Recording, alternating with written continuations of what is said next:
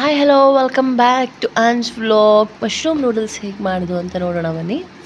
ಅದಕ್ಕೆ ಒಂದು ಪ್ಯಾನಿಗೆ ಸ್ವಲ್ಪ ಆಯಿಲ್, ಬೆಳ್ಳುಳ್ಳಿ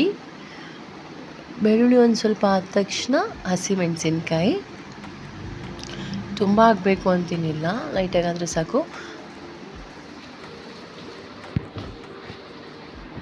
ಈಗ ಆನಿಯನ್ ಆ್ಯಡ್ ಮಾಡ್ಕೊಳ್ಳಿ.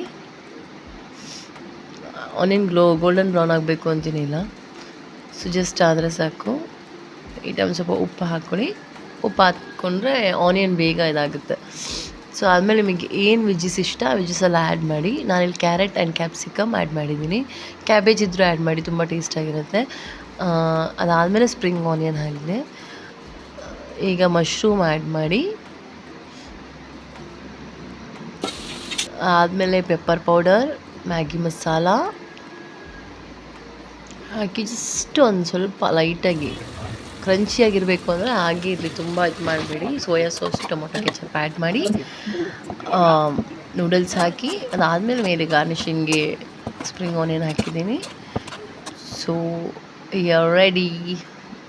Thank you.